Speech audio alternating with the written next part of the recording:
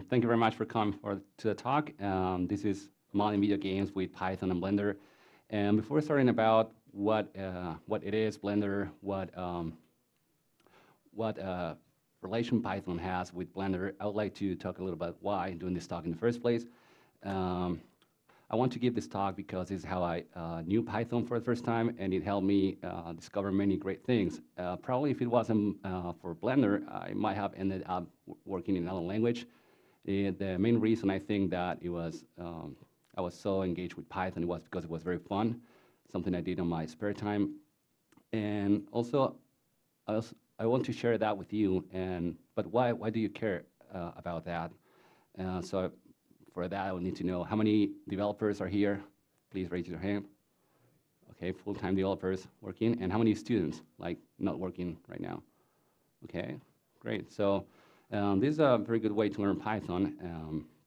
This is the reason number one to the talk is about learning, and also it's about teaching, because maybe you're an experienced developer, but at some point you start want to teach Python or some other language to someone else, and it's very hard to engage people in programming. I have this experience with kids, like my cousins, and I think this is one good way, an interesting way to teach someone how Python works.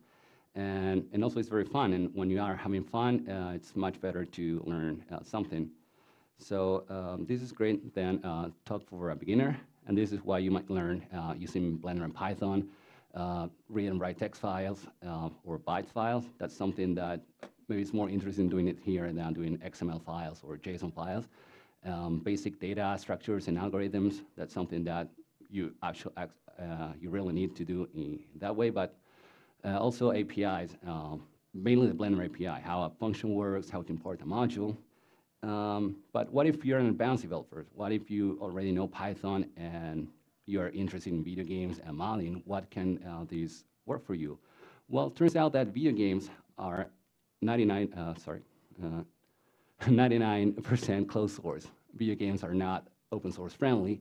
This is an estimation I have. This is not a real statistics.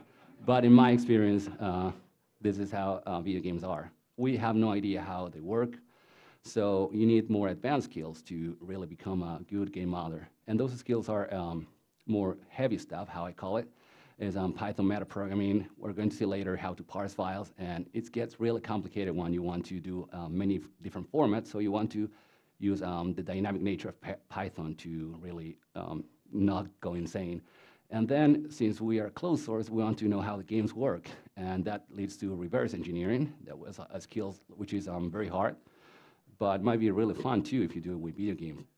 That will lead you to learn C and assembly. If you want to also change the Blender source code, we're going to see what Blender is in a minute. And then we'll take you to how a game engine works.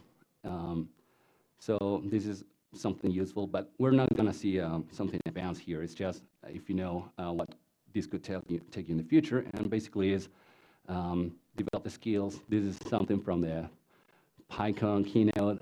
Someone figures out how to use software in unintended ways. So if games are closed source, we want to do something that they're not designed for. Games are not designed for modeling, most of them, so we need to develop those skills to know how to do it.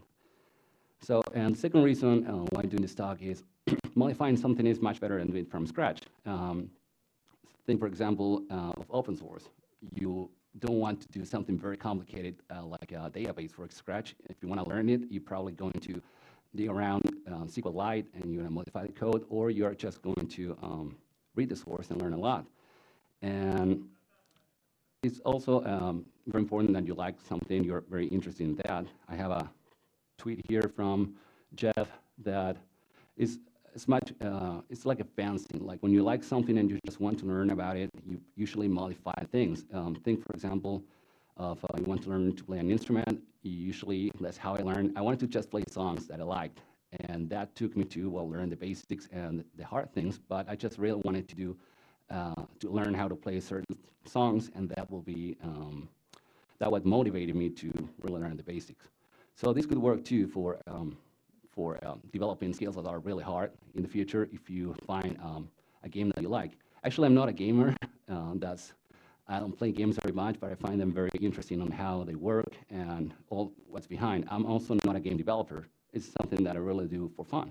So the goals of this talk then is learn the very basics of Blender and Python, how to modify a game, keep it very simple, to show you what's possible. Maybe you didn't know that you could do that. And also, if you want to do, to go from here, you want to continue doing that, some guidelines on how to do it. So this is the talk, the introduction, and the talk is divided into what it is, and then we're going to go into how to do it. And finally, what if you want to take it to the world? Those are the 3 parts. So what is game modeling? What that word means? I think it's very easy to explain that in the most simple terms. I get the question, and what do you do all day in your computer when you're on your free time? They think maybe I'm playing video games. And when I try to explain to them what video game modeling is, I always start with this game that probably a lot of people know. And I say, what if you want to change how it looks? What if I don't like Mario how it is? Could you change it to that color? Well, they say, no, you can't. That game was not designed to do it. And I say, yeah, well, yes, you can. There's a way to do it if you wanted to. And what if also you don't care? For you, it looks all right. You don't want to modify the looks of the game, but it says, it's actually a little boring. We just have one enemy there, and the first level is the most play level of Mario. So what if we do it more interesting? What if we put many Koopas like that? That will be cool. It's going to give you a new experience of the game. What if we want to make a friend play a game and do it even more complicated? That is so hard to pass that level. So that's also, we're not changing how the game looks, we're changing how the game is going to be experienced. So the formal definition of a game modeling would be modifying the looks and the behavior of the game. And the key also there is, we don't care if it was made for that or not. We're just going to find a way. Since games are just software, and how the game looks, we could divide it into data. There's some part in the game that says that Mario has to be red. It's probably a byte somewhere that says this is red, this is blue. And if we change that, we don't need to modify anything else. Mario is going to be of another color. And if we want to change how the game behaves, we just need to change some function somewhere in the game that says when this happens, then that happens. For example, if you touch a Koopa or an enemy, you're going to die. And you can change that function, and the game is going to look different. It's going to be experienced different. So what you need to do game modeling, you need be a game, of course. It doesn't matter which one, but usually is PC games. It's much better to modify a game that's already on your PC than get one from a console like NES and that. And also we're going to need Blender. Talking about Blender, what it is Blender? How can I define Blender to you or to someone who never heard of it? And by the way, who know what Blender is? Right, so yeah, many people know how it is. So this is going quicker than I usually try to explain Blender. I always say, have you seen X movie, for example, one animated movie? Have you seen Inside Out, one of my favorite movies in the last time? And they say, yes, I did. Well, you can do that with Blender. You can, Blender gives you all the functionality to do that, and it's only 112 megabytes. So it has a lot of power there. And you can do way too many things. Maybe that's one con of Blender. It does way too many things. But the great things about Blender, beyond technical things, are the community. Like the Python community is great. It's very welcoming. It has artists, also developers, and they really love what they do. It's really fun. I encourage you, if you're not download Blender, go and download Blender from the website. And well, this is Tom Rosendahl. He's a creator of Blender, and he's also the chairman of Blender Foundation, and he's also Dutch, like Guido. So I think I like the coincidence there. Another great thing about Blender is open movies. This is Elephant Dreams, the first open movie in the world. It was released in 2006, and whoops, sorry, 1 second. Was released in 2006. And what is an open movie? An open movie is pretty much like it sounds, like an open source movie. You can you get all the assets that necessary to create the movie, and you can get them and experiment with that. this is related to what we said before. It's much better to modify something than creating from scratch. So if you want to make a movie or a short film, you can just go and do it yourself in Blender. You just download the whole movie, render it again, change the characters, and learn exactly how it was made. We have many movies in Blender. It was Big Bunny in 2008, Sintel in 2010, and every movie is also a way to improve Blender. It gathers a lot of developers and together with artists, and the artists need something, and developers create that feature for them. For example, this one, Tears of Steel, this is actually an action-lived movie. It has real actors and was a very good way to create a motion tracking in Blender that we can insert 3D objects in our normal film footage. And the last one that was Cosmos Laundromat. I encourage you to just go to YouTube and watch them if you haven't, to see what Blender is, what Blender is capable of. It's a very good marketing for us, and they're also very entertaining. We have more short films, but we're not going to see them. The last thing about Python, about Blender, what is great is Python, of course. Blender is made in 3 languages, C, C++, and Python, which is 3.5. That's great. Python, the 3rd version of Python was used in Blender since, I think, 2010. So it's one of the few software that I know that uses the latest Python version always. So learning Blender could be a little daunting. You know Blender as I saw before, but this is usually when you open Blender coming from another 3D package or another, or just for the first time. This is usually what I see. This is actually a real tweet from a user from 3D Studio Max, and it's very complicated. It could be daunting at first. And as a developer, what I think the Blender UI is more like this. If you know Vim, it's very hard to learn at first, but it takes practice. But after all, you are much more efficient, and it pays out to learn how to learn Blender. So if you are going to learn Blender for the first time, don't be scared. Just try to go to some resources like you have, like Blender Guru or CG Cookie. You have many tutorials, and you could get up to speed very fast. So bring up modifying a game is looks, behavior.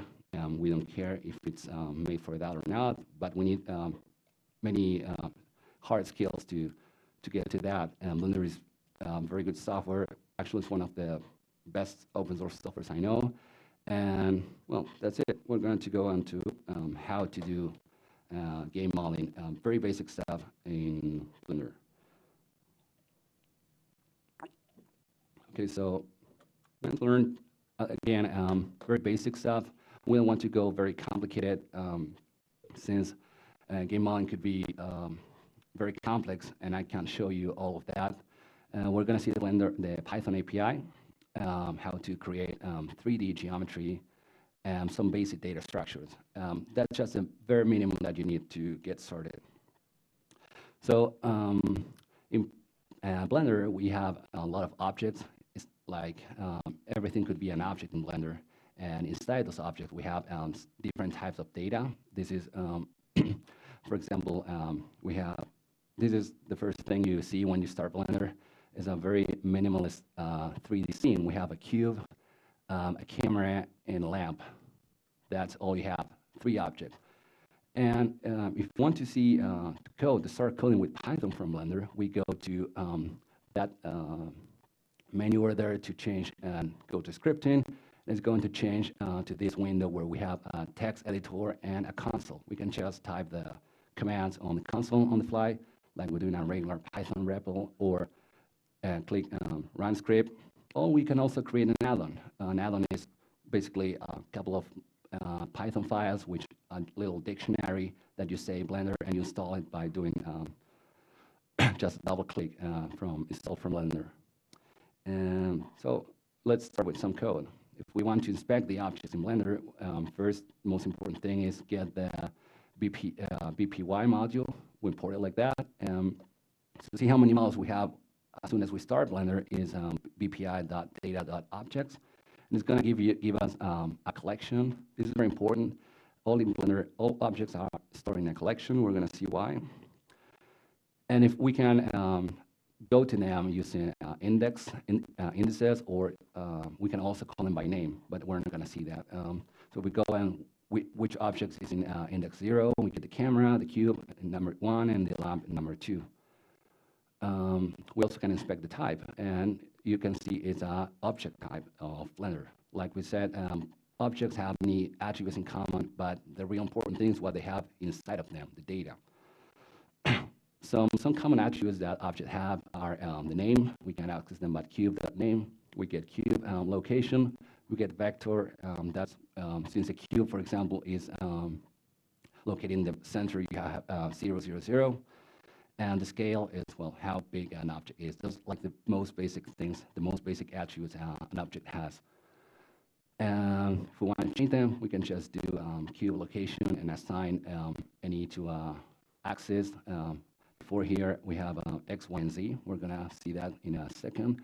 And then we can just change any location we want. That's how you move a cube. And if you do that in the console, you're going to see how it moves as you're doing that in real time. You can know which attributes are in that cube by going to the console and clicking autocomplete, or you can do control space, and you're going to see all the attributes that you can see. This is very cool to when you're doing something, you want to do some script that you do manually in Blender, you just go and check what attributes you have, or you can also check it from the UI, from the GUI. For example, if you want to see that attribute in the cube, we can go to the properties panel to the right, and you can see that we have actually a user can change the location of the cube. You can go change directly. Python is not needed, but if we want to see how to do it in Python, we just go over the attribute, and we will see here that there's Python data object, and it tells you that the attribute is location. So it's very easy to automate things. If you're an artist, this is a very useful thing for people who are not technical. They can just go quickly check, and I know a lot of artists that take advantage of Python, even though they might not know Python very well. They just can do that very quickly. So the most basic thing that you can do with Python to create 3D geometry is adding a plane. The easy way to add a plane, there are many ways. One is using Shift-A, going to the mesh menu and clicking on plane. This will add a plane right into the 3D scene. There's also another way where there's a button where you can click T, which is the tools menu, and then you just click on it and a plane appears. And then the third way is using a function in Blender called primitive plane add. Those are very easy. Now, if we want to do game modeling, we just need more than planes, but starting with a plane is good enough for now. So we're going to try to create a mesh a hard way. I'm going to explain what a mesh is in a second. It's very simple. First, we need to create the object that's going to hold our data. That's in the first line, you see you create, first we create the data, and then we create the object. We create a mesh, and we give it a name, in this case, plane test, and then we create an object with the same name, and we pass the data as the second parameter. Then we link it to the scene just by doing the last function right there. That's all you need to create a mesh in Blender. Now, then we can check the types of what we created. Of course, the first one is an object we created, and the second thing is a type mesh that we created in Blender. One thing that's weird about Blender, not weird, but it's different from common applications that with object-oriented. You can do that. You can import the type directly and create a class like that, doing a mesh. It's going to give you an error, and the reason that is Blender has to have all objects in the same, in a certain collection. You can't have objects laying around without a collection. So always, when you create something, remember you have to first find a collection, in this case, object and meshes, and then add, use the method new on that. Okay, so I mentioned that before what a mesh is. Most basic data structures in 3D are a vertex. That's a point in space that has 3 attributes, X, Y, and Z. It's going to indicate us where we are located. A face, which is it's also called a polygon or index, that tells us how a 3D object is, how to join the different faces, the different vertices in the space. And the edge is also a line between 2 vertices. We don't care much about edges. And a mesh is just a collection of all that. Like we said before, a mesh would be a 3D model of a complete game model, a cube, plane, or a sphere. That's all a mesh. So these are our plane would have 4 vertices, and we have an index for every vertex right now. And again, in Blender, the z-axis is up, and the x is like horizontal, and the y. So we need to create a plane that is not 3D, it's just 2D, so it's just going to be simpler for us. These are the coordinates of the Blender, of the plane. If we see the blue number is just the z-axis, since it's not a 3D object completely, it's just a 2D plane. It's always 0, and then we go move to the left as -1, and to the right is +1. This is a unit, so that's all the coordinates that we need to create. So once we have that data, we can create that mesh in Blender. This is all the code you need to create a mesh the hard way, not doing function that is a shortcut. We create the vertices in a list of tuplets, which have 3 coordinates, x, y, and z. Like this is the same that we created before. We create a face. Actually, a plane has only one face, so we create, going to give the indices of the vertices. In this case, we're going to connect 0, 1, 3, and 2, and that's what's going to create the shape for us. And then the most important thing is we use a function, a method from mesh called from PyData, and we pass the vertices, the edges, and the faces, and that's all it takes to create a plane with coordinates that we wanted. We can, of course, do it more complicated or do more complicated shapes like that, but that's the most basic thing, just one mesh with only one.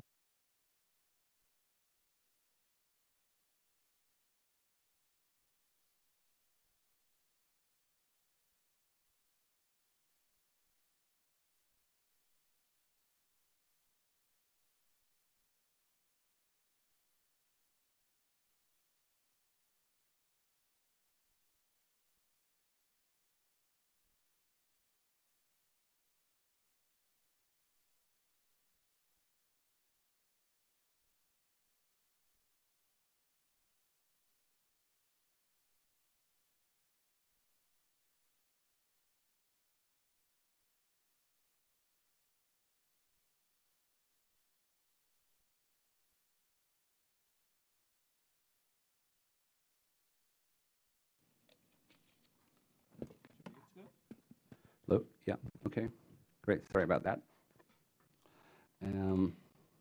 So I was telling, this is just the most basic shape you can make. It's very simple. That's why I wanted to start with that. Now what we can do from that. I know how to create a plane. Why is that important? Well, some exercise that you can do later. First, create a cube. That's more complicated. You have to have more vertices, and you're never actually going to create a cube by yourself. This is a good exercise to know if you understood how to create 3D geometry. And also, another exercise is to store those vertices in a file. That's actually, we're getting closer on how games work. All these data to create a plane, games have is stored in a file in a certain format. So that's a good exercise to do. Going beyond that, you want to read binary data from a file and use the struct module for that. Because if we want to save that as text, want to save every vertex as a float in a text file, it's going to take a lot of space. So most games, if not all of them, use binary data to store the file formats. So, for example, if we want to store the files want to store the same information that we have for a plane, we need to first pack the vertices to using the struct module, and we did that, and that was functions using the pack method, and we gave the format that is 12 floats, and then we pass every float every vertex unpacked in the first list, and then we write it to the file, and then secondly we create the indexes to the file. Those are I don't pretend for you to know the struct module, but this is basically what it is. We define a format, which is a string.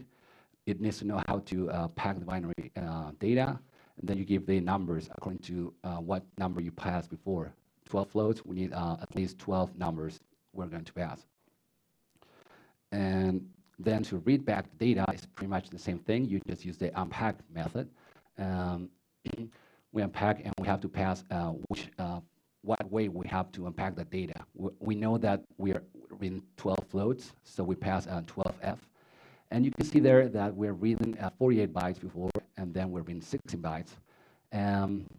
That's also what I want to ask later why that's wrong. We never want to hard code things in a code, but this is just for demonstration's sake. So we just we can write these and read it at the same time, and we're going to get the same results. We're going to get a tuple of all vertices, and we can get indices. And with that, we can build the plane back into Blender. Now, some exercise to do with that. First, read the struct documentation if you never used the struct module, and store the vertices that we just did in a packed. Now, what's the problem with our format? If we store the data that way, we can share it with the world. The problem goes back to this hard coding thing that we did here. We're reading 48 bytes, but how do I know that I have to read 48 bytes? How do I know what data I have there? If I want to share that plane and using a game, I need to have certain structure. So the problem is that we are just hard coding how many vertices we have. So a better format for that would be to define first a field that is going to tell us how many vertices we have. That field is going to be an integer, and then we can do the vertices after that. And then we do the same things with the faces. We say, okay, this field face count is going to tell us how many faces we have, and then we can read that. And the next data is going to be just a variable array of data on that.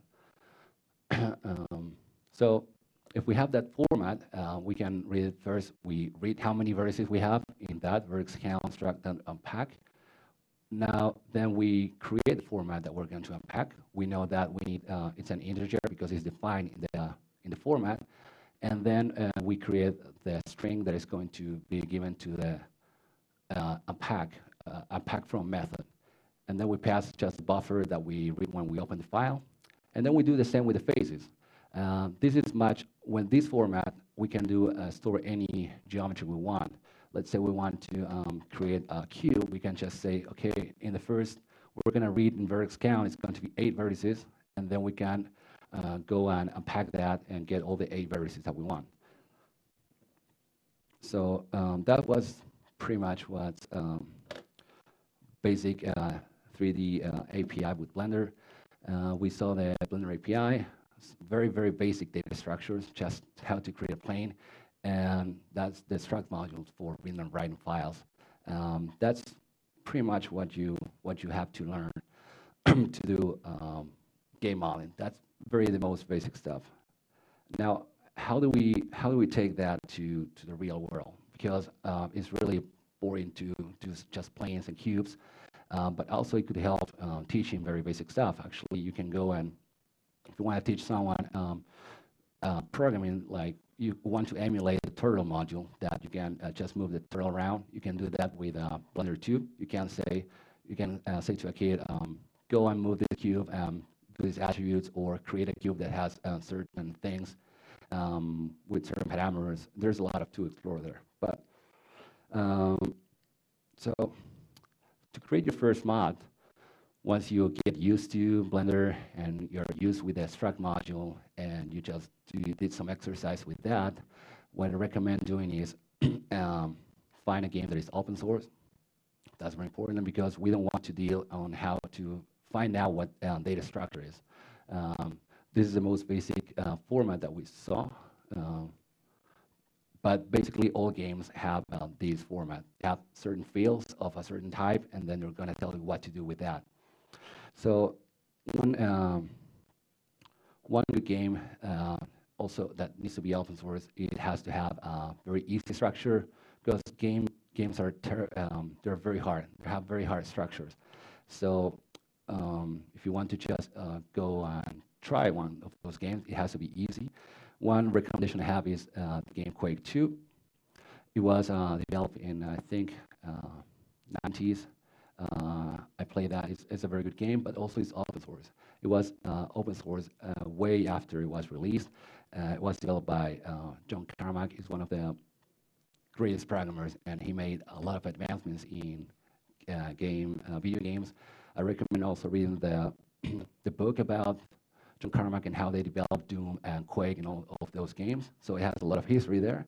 And then you can go to the GitHub page. It has all the game engine, how the game was created, and you can see also the functions that use how to read that format. The format is actually is in Wikipedia. You can read how the format works. And you can see there's a table pretty much like the one we saw before, but more complicated. We have the first thing usually tells you which kind of file it is, and it's going to tell you some offset. You can do that pretty much with what we saw before, which is use a struct module to unpack that data that is in every field, and then we just go directly to the data we want. In this case, if we just want to create a model, we need the vertices and the faces, and they're going to be somewhere in the format. If you want to mod a game that is not open source, there's a lot of resources that you can check, but mostly is guys that just like to explore games, and they just grab the file format and then investigate what it is, and that's also pretty fun for some, but it's also very complicated. So the next steps to mod will be Gate Quake 2. You can get it for $4.99 in Steam, or you can, because you need to get the game because the engine is open source, but the data is not. So all the models in the game are not going to be available. You have to get the game. But I think it's a good investment if you want to start doing that. And also it's a very good game to play, although maybe a little expensive for being such an old game. So then you want to import those MD2 files. I don't know if I mentioned that, but the format for Quake 2 is called MD2, and it's the one that we saw on Wikipedia. We just follow along and how to import into Blender. So how would it look? How would it look when you import something to Blender? It would look something like that. This is a model in Blender that I imported using a script I created. This is actually not from the Quake game, but this is pretty much just vertices and faces. It's just the basic data structure that we did. If we want to modify it, we want to create a different model. We can just modify. We can sculpt the model like an artist would do, or we can put a model from a different game, put it into that, and then put it back into the game. So that's what basically we can take from a plane to actually a 3D model. But that's not enough for the game to work. The game format has a lot of more data structures in 3D. One of them is bones. Bones are basically some objects in space that have, again, some matrices. It's actually a little complicated how they work, but it's also good use of algebra. They're also in a hierarchy from top to bottom. It's pretty much like bones in real human. And with that, you can move the character. That's basically how games got animated. You have you don't move the vertices themselves. You just move the bones, and the bones affect certain vertices to them. And then another data structure that you have to learn that's also in Blender and the Blender API is the UV textures. This is how you can map textures into the game. Into the model. Basically, these are 2D images that are wrapped around 3D model. And that's also what creates graphics in game. The better the textures, the better the game.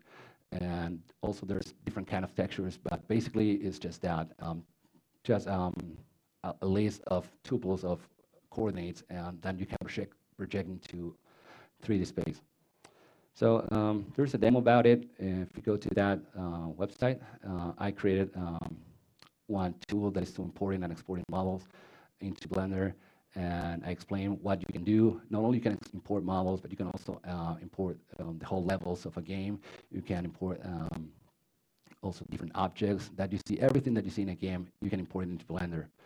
And why would you want to do that? Well, in my case, it's just fun. I really like how a game works and how different parts of the game. For me, it's just like collecting things. When you import that, and also I like to create fan art. I like to render things or create animations. So going back to creating something from scratch, I don't like to create models myself. I just like doing animation.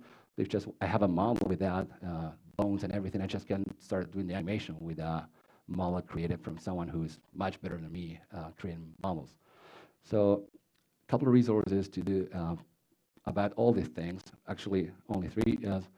Blender Artist Forum. This all you can learn about Blender is there. Also, Python script. It's not just for artists. Has a lot of resources and tutorials, and people is very friendly there. And then, if you want to go beyond how a game works, maybe you want to modify a game that you have no idea what the format is.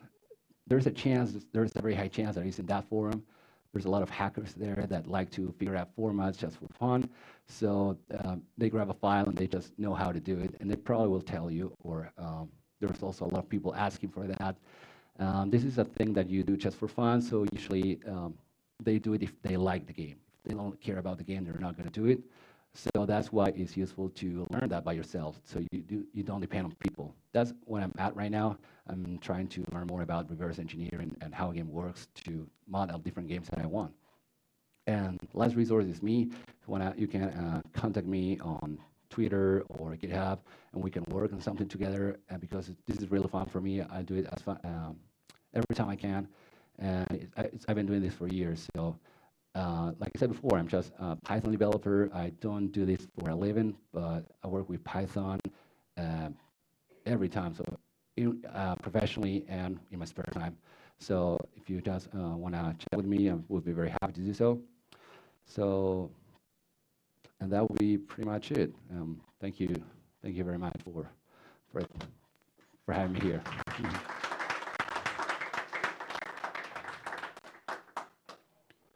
So yeah, I think we might have time for questions, or yeah, if you have anything, any questions. Yes.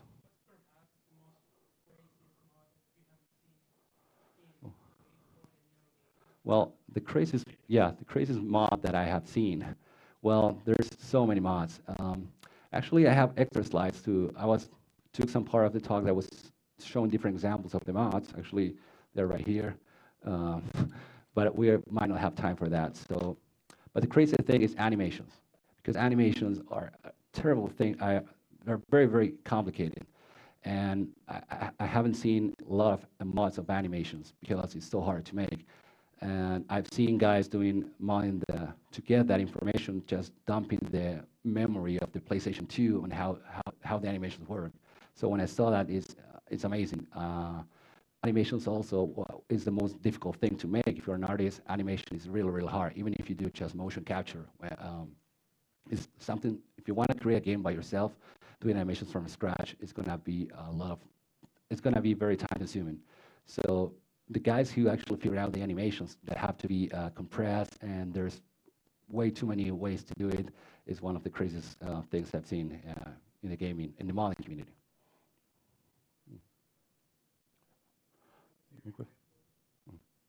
Some examples? Oh, want to see examples? Okay. Well, let's see examples then. Well, first, like I said before, the game, you have to really care about a game to modify it. If you're not a gamer, you might not have, this not be very interesting to you. If you find a game that you play a lot and you like the story, you like the characters, you probably want to get involved in that. In my case, this game, this is Resident Evil 2, released in 1998. I played that a lot as a kid. It taught me many, many things about English too. That's how I learned English, actually. So I always tell people, yeah, I learned playing video games because I wanted to know everything about that game.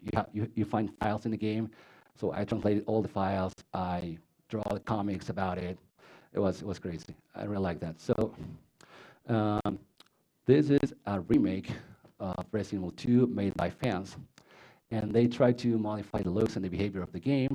And of course, that game is closed source, and also it's very old. So we just want to make it from scratch. That's why a couple of guys did recently. This is an article a year ago. Was made with Unreal Engine. That's a free engine that you can do to create games. And okay, It didn't last long. It was shut down. And why it was shut down? Actually, the game was getting a lot of attention. It was viral. Everyone was thinking it was a real remake instead of just the game made by, I think, two guys from Italy. I have no idea. Uh, it shut down because actually the company decided to make a remake because of that. I think that's one very important reason. It got so much success of them modding the game and doing a remake that, well, I'm very happy that they're going to release that game. Now, the question is, those guys did that game from scratch? Did they just create every model in the game, in 1998 game, all the levels and everything from scratch? Well, the answer is of course not. There's not a lot of time. They stole everything from another game that was a shooter released for the Wii, like in 2019. Like we saw, they stole the models. Well, they um, extracted the models, yeah, the textures and the animations. Remember, that's really, really hard to make, and they put it back into the Unreal Engine. That's basically how it looks. The magic that we saw is basically the struct module and knowing how a format is. That's all the magic it takes. The other way, so a game engine is just a framework. It's like a very the only way to create games sanely. You can create your own game engine from scratch, but it's going to be so hard. That's why you also use a framework for that. And you could have done that with Blender from the very beginning. You just create every model, every textures, every animation, and put it back into a real engine. But that would probably look like more, it's very time consuming. It takes a lot of people and a lot of energy. So these guys basically use Game On to remake a game. It was for education. They didn't want to make money. They actually, they were able to make Capcom, the company, make a real remake that is going to be released maybe in 2 years. And it's also private use only because you don't want to, you can't publish that. If you're going to use resources from a game, you can't publish them, of course. So just keep it for education only. And the second example is for the same franchise, Resident Evil. I told you that I like it a lot. And this is just modifying the looks of a game. This is Resident Evil 4 Ultimate HD Edition. It was released in 2014. And it's improvement over the Resident Evil 4 in 2005, which was a game of the year. It was a really great game. If you go to the sales page, you can see that it has stunning HD and highest quality ever. So of course you're gonna buy it. If you like it, it's like great. There's a great game. It's not a remake. It's just a slightly better version. But yeah, you're gonna buy it. Now, before buying it, you probably wanna check reviews about the game. This case, I didn't read it. I'm gonna buy it anyway. But the problem with this game is that the textures, what we saw, that they give the models good graphics. They were not all redesigned. They were not all made from scratch again. It was only a couple. And you can really tell that in the game. You have the main characters have all 3D, all very good textures, and then you go to a door and it looks horrible.